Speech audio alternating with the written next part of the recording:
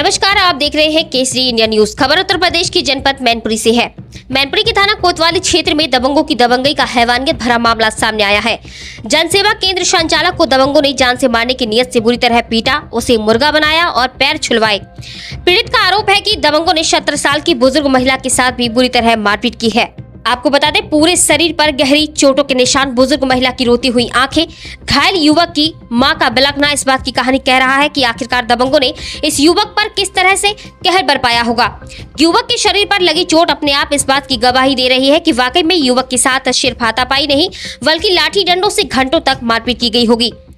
पीड़ित युवक अपनी मां और नानी के साथ रिपोर्ट दर्ज कराने की मांग को लेकर पुलिस अधीक्षक कार्यालय पहुंचा था। यहां पीड़ित का परिवार रोता बिलखता हुआ पुलिस अधीक्षक के पास पहुंचा, जहां एक शिकायती पत्र दिया है। पीड़ित विजय कुमार पुत्र अशोक कुमार निवासी नगला अनी थाना कोतवाली ने पुलिस अधीक्षक कार्यालय पर दिए गए शिकायती पत्र में बताया है कि वह जनसेवा केंद्र का संचालन करता है।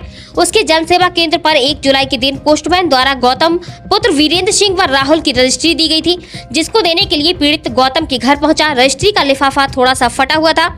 रजिस्ट्री के लिफाफे को फटा देखते ही गौतम और उसके अन्य साथियों ने उसके साथ मारपीट करना शुरू कर दिया। मारपीट का दौर सिर्फ यही नहीं रुका, उसके साथ इतनी बुरी तरीके से मारपीट की कि उसका पूरा शरीर बुरी तरह जख्मी हो गया। वह अपने आप को बचाने के लिए भागकर अपने घर में घुस गया। इसके बाद सभी लोग लाठी डंडे और नाजायज तमंचा लेकर उसके घर में घुस गए और उसके साथ घर में घुसकर बुरी तरह मारपीट करने लगे। उसको बचाने के लिए उसकी 76 वर्ष की बुजुर्ग नानी आई तो उसके साथ भी बुरी तरह मारपीट की है। दबंगों ने युवक को इस हद तक पीटा कि वह बेहोशी की हालत में हो गया और बेहोशी की हालत में ही उसे मुर्गा बनाया गया। इसके बाद पैर छुआकर उसकी जान को बख्शाने का काम किया गया। पीड़ित रात में ही रिपोर्ट दर्ज कराने के लिए थाना कोतवाली गया, चौकी गया, यहाँ तक कि मेडिकल कराने के लिए जिला अस्पताल भी गया, लेकिन कहीं भी उसकी कोई सुनवाई नहीं की गई। पीड़ित मां ने रोते हुए बताया है कि वह रात की 11 से 12 बजे तक भटकती रही, लेकिन उसकी कहीं भी कोई सुनवाई नहीं की गई। उसके बाद अब पीड़ित महिला और पीड़ित युवक न्याय के लिए पुलिस अधीक्षक कार्यालय पहुंचे थे।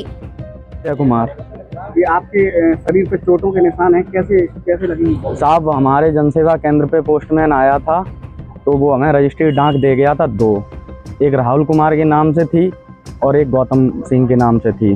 तो राहुल कुमार के यहाँ दे आए। जब जनसेवा केंद्र मैंने बढ़ा दिया, दुकान बढ़ा दी, घर गए तो मैंने पहले उनका दे दिया। फिर उसके बाद में गौतम के द्वारे पे गए तो उन्हें दे दिया तो उन्होंने देखा कि हल्का फटा हुआ है। इसी बात पे मारा है साहब। क्या बोले? ये बोले कि इसमें ATM था मेरा, कि तूने कहीं पैसे ऐसे निकाल ली हो, पिन बना लिया हो।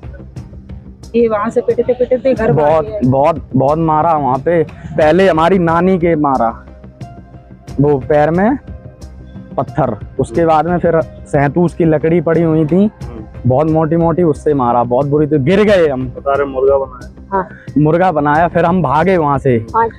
हमारी नानी हमारे ऊपर गिर गई बचान के चक्कर में। उसके बावजूद भी बहुत मारा। फिर हम वहाँ से भागे। भागने के बाद हम अपने घर में घुस गए आके। फिर घर में घुस के फिर कट्टा थे दोनों लोगों पे और एक लोग पे चाकू था। बाहर निकाल लिया। बाहर निकालने के बाद में हमें मुर्गा बनाया। फिर उसके बाद में मारा। फिर अपने पिताजी के पैर छुलवाए हमसे। हाँ, फिर हम रात में जब आए तो हमें पंडित जी की एक बगिया है, वहाँ पे घेर लिया, आने नहीं दिया आगे। वहाँ भी मारा।